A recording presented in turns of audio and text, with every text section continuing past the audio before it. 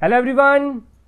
तो आप सभी का एक बार फिर से स्वागत है आप ही के यूट्यूब चैनल आईजी क्लासेस पे, जिसमें आज हम डिस्कस करने वाले हैं इंडियन आर्ट एंड कल्चर के ऊपर लेक्चर नंबर 13 पार्ट नंबर 13 जो बेस्ड रहेगा एमसीक्यू पे।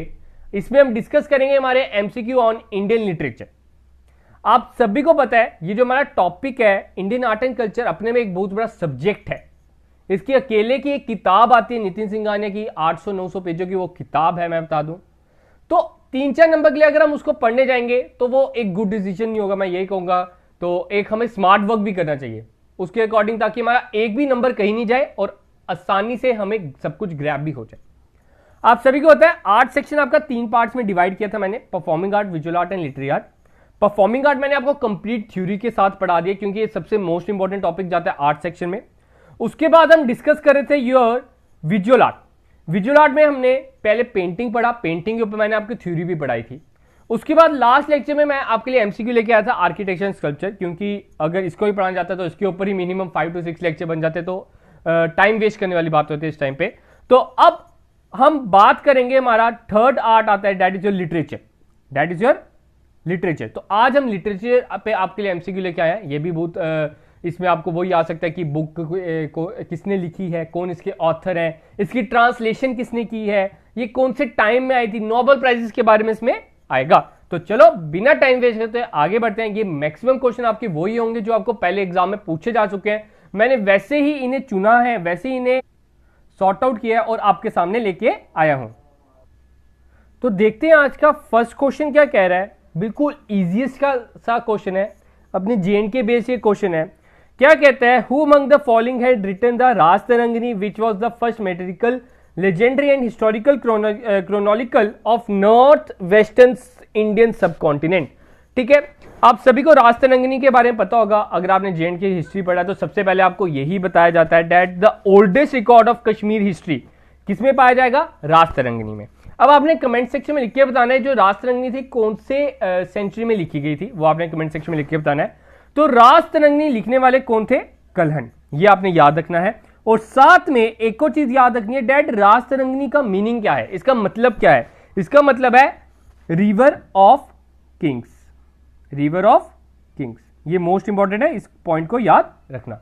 आगे बात करते हैं question number 2, match the following. हमने अब क्या करना है, मैच करने हैं। आपको दिख रहा है ऋग्वेदा, समवेदा, यजुर्वेदा एंड अथर्ववेदा, ये 4 पार्ट्स हैं इसके।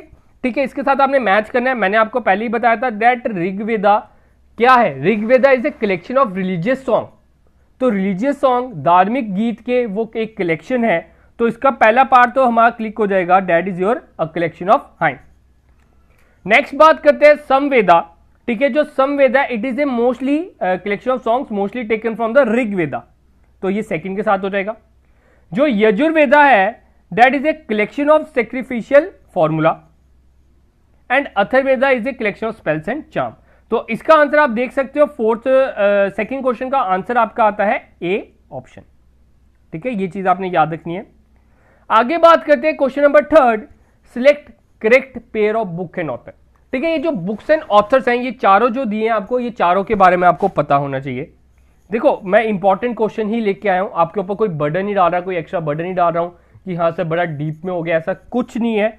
आपका हर एक मार्क्स काउंट करेगा, हर एक 0.25 काउंट करेगा, इसलिए मैं आपको ये बेस्ट तरीके में बता रहा हूं, एमसीक्यू के तरीके से आपके लिए लेके आया हूं। आगे अभी हमने कल्चर सेक्शन भी करना है, वो भी मैं कराऊंगा, घबराओ मत। उसमें आपके फेस्टिवल्स आ जाएंगे, आपके लैंग्वेजेस आ जाएंगे और भी बहुत कुछ आएगा, तो घबराओ मत, वो भी मैं करवा दूंगा। बात करते हैं correct pair of book and author. पहले बोलते हैं मुद्रा रक्षा।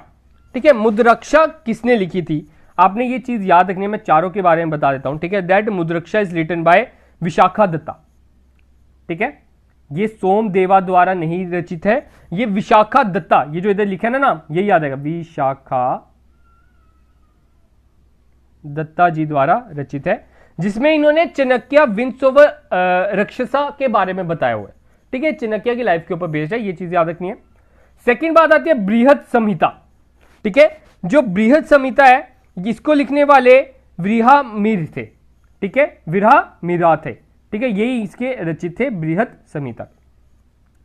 बाद में बात करते हैं कथा रथ सागर, तो इसको लिखने वाले सोमदेवा थे, इसको लिखने वाले सोमदेवा देवा थे। देख रहे हो ऊपर नीचे हुआ हुआ सब कुछ कि जो ए ऑप्शन के ऑथर थे तो वो इधर हैं, जो सी ऑप्शन के ऑथर थे वो इधर हैं। ठीक है, बात करते हैं लास्ट वन, पंच सिद्धांतिका। तो इन्हें लिखने वाले वर्मीहीरा ही थे, तो इसका आंसर यही है। तो थर्ड का आंसर क्या आ जाएगा, डी ऑप्शन। अब देखिए मैंने आपको बताया डेट बृहत संहिता, जो बृहत संहिता थे इसको भी लिखने वाले कौन थे, वर्मीहीरा।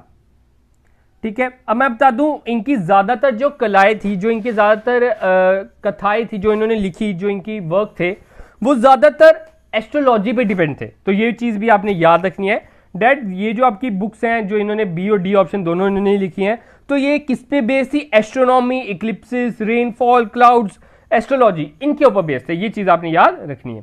थोड़ा सा डिफिकल्ट क्वेश्चन, लेकिन चलो कुछ हद तक आपको याद आ जाए क्योंकि एक बार एग्जाम में आ चुका है, तभी आपके लिए मैं ये क्वेश्चन लेके आया हूं। बात करते हैं fourth question, who among the following had written on the Ramcharit. देखो रामचरित बोल रहा हूं, रामचरित मानस नहीं बोला मैंने। ठीक है, रामचरित मानस मैं बोलूंगा, आप सब बोलेंगे सर तुलसीदास जी, तो ऐसा नहीं है, इसलिए क्वेश्चन ध्यान से पढ़ना है। रामचरिता लिखा है मैंने, तो बच्चे इसी में कंफ्यूज होते हैं। वैसे मैंने ऑप्शन भी नहीं डाला वो, तो क्या था ये Ramacharita. Ramacharita is related to historical events in Bengal. ठीक है, बंगाल के हिस्टोरिकल इवेंट्स पे डिपेंड था। तो ये किसके द्वारा रचित है, डेट इज संध्याकारा नंदी। ठीक है, अगर रामचरित मानस होता तो तुलसीदास जी द्वारा रचित है। आगे बात करते हैं fifth question, which among the following Sikh gurus introduce the Gurmukhi script. आप सभी को इसके बारे में भी पता होगा, that Gurmukhi script is the script of Punjabi language. तो ये किनके द्वारा रचित है, किन्होंने इंट्रोड्यूस की थी, that is your there second guru आपका, डेट इज गुरु अंगद जी।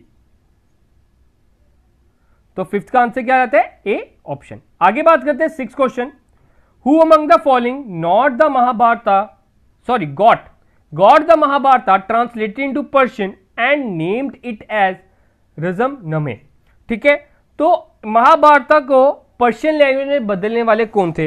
देखो इनकी ये कला नहीं है, इन्होंने सिर्फ और सिर्फ ऑर्डर दिया था। मैं बता दूं जो इधर आंसर है इसका, तो इसका सिक्स का आंसर आता है, it is given by Akbar. Akbar ji ने इनका ऑर्डर दिया था, डेट महाभारता को उन्होंने पर्शियन लैंग्वेज में ट्रांसलेट किया था और इसे नाम दिया था राजनमे। तो किनके द्वारा रचित है ये, बाय फेस। ठीक है, आगे बात करते हैं seventh question, what is the other pen name of Munshi Premchand. इसके बारे में तो इनको सभी को पता ही होगा इनके बारे में, that he is a great poet, great writer. ठीक है, तो मुंशी प्रेमचंद जी ने उनका जो पेन नेम था क्या था, तो सेवंथ का आंसर भी आ जाता है ए ऑप्शन। देखिए ए की स्ट्रीक चलती जा रही है, ए ऑप्शन ही आते जा रहे हैं, कोई ना ये भी टूटेगा अभी। आगे बात करते हैं eight question, who wrote the national anthem of Bangladesh Amar Sonar Bangla. इसके बारे में मैंने आपको बताया भी था जब हमने पढ़ा था that your India freedom struggle, उसके बारे में बताया था। तो अमर सोनार बांग्ला किनके द्वारा रचित है, that is your Rabindranath Tagore. अब आपसे पूछा जा सकता है किस टाइम पे ये जो आपका गाना था अमर सोनार बांग्ला गाया गया था, that is at the time of 1905 partition of Bengal. जब पार्टीशन ऑफ बंगाल हुआ था, आप सभी को पता है नेशनलिज्म एरोज हो गई थी, उस टाइम पे बड़े नेशनलिस्ट गाने गाए जा रहे थे, तो उसी टाइम पे इस गाने का भी एक तरह सा इंट्रोड्यूस हुआ था। तो बाद में ये बांग्लादेश का नेशनल एंथम भी बन गया। नाइन्थ क्वेश्चन की बात करते हैं, हु इज द फर्स्ट, ठीक है, who is the first winner of साहित्य एकेडमी अवार्ड फॉर हिंदी। तो साहित्य अकादमी अवार्ड है क्या, सबसे पहले आपको पता चाहिए, it is your literary honour. जो हमारा टॉपिक है लिटरेचर पे डिपेंड है, तो लिटरेचर का ऑनर करने के लिए आपको साहित्य अकादमी अवार्ड दिया जाता है। तो पहले कौन थे जिन्हें हिंदी में साहित्य अकादमी अवार्ड मिला, तो नाइन्थ का आंसर आता है मक्खनलाल चतुर्वेदी। ठीक है, मक्खनलाल चतुर्वेदी जी को मिला था for their work on Him Tarangi. ठीक है, आप राज तरंगी के बारे में तो जानते ही हैं, तो आपने ऐसे याद रखना है मक्खनलाल चतुर्वेदी जी ने क्या लिखा था, हिम तिरंगी। बात करते हैं अपने 10th क्वेश्चन की, who is the first women to receive Sahitya Akademi award. अगर फर्स्ट वुमेन की बात करें तो फर्स्ट वुमेन कौन थे जिन्हें साहित्य अकादमी अवार्ड मिला, दैट इज अमृता प्रीतम।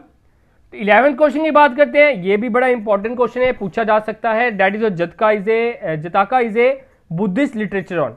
ठीक है, तो ये एक बुद्धिस्ट लिटरेचर है, तो इसके ये किस थीम पे बेस्ड है, तो मैं बता दूं it is a story of previous birth of Buddha, ठीक है, तो उनके ऊपर ये बेस्ड है। 12th question, in which year Rabindranath Tagore, most important, इसको आप हाईलाइट कर लो, अपने नोट्स में घुसा लो, ये क्वेश्चन बड़ी बार पूछा गया है। आपने अगर कभी भी कोई भी कंपिटेटिव एग्जाम या एसएससी का भी एग्जाम दिया उधर बड़ी बार पूछा गया है।